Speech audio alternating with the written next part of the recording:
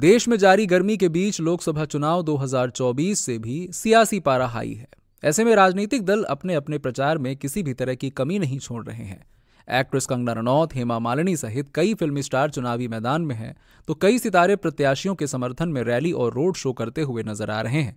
लेकिन आज हम आपको एक ऐसा वाक्य बताएंगे जहां पर एक फिल्मी सितारे ने हारी हुई बाजी को जीत में बदल दिया था। जी हां, चुनावी किस्से में आज बात होगी उस घटना की जहां अटल बिहारी वाजपेयी की जीत हुई बाजी को एक प्रसिद्ध फिल्म अभिनेता ने हार में तब्दील कर दिया। चुनाव के बीच बदले मिजाज की यह घटना 1962 लोकसभा चुनाव की है, जहां टक्कर जनसंघ प्रत्याशी अटल बिहारी वाजपेयी और कांग्रेस नेता सुभद्रा जोशी के बीच थी। कहा जाता है कि 1962 का ये वही चुनाव था जब प्रचार में फिल्मी सितारों की एंट्री हुई थी और उसके पीछे के रणनीतिकार थे पूर्व प्रधानमंत्री जवाहरलाल नेहरू, जिन्होंने खुद एक कांग्रेस प्रत्याशी के लिए प्रचार न करने का फैसला करके उसके लिए एक फिल्मी सितारे को चुना। दरअसल यूपी के बलरामपुर लोकसभा सीट से 1957 में जीतकर संसद पहुंचे अटल बिहारी वाजपेयी की टक्कर 1962 में इसी सीट पर कांग्रेस नेता सुभद्रा जोशी से थी।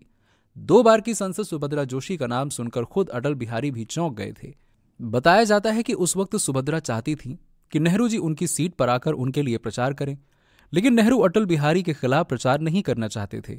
ऐसे में उन्होंने उस वक्त के सबसे लोकप्रिय चेहरों की तलाश करते हुए फिल्म अभिनेता बलराज साहनी को कांग्रेस प्रत्याशी के प्रचार के लिए चुना।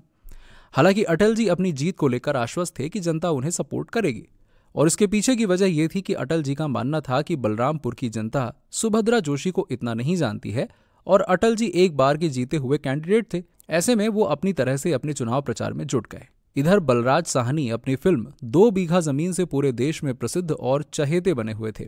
उन्होंने उस फिल्म में शंभू का किरदार निभाया जिसने गरीबी से लड़ाई लड़ी। वहीं पंडित नेहरू ने भी अंदाजा लगाया कि लोग नेता से ज्यादा अभिनेता को पसंद करते हैं।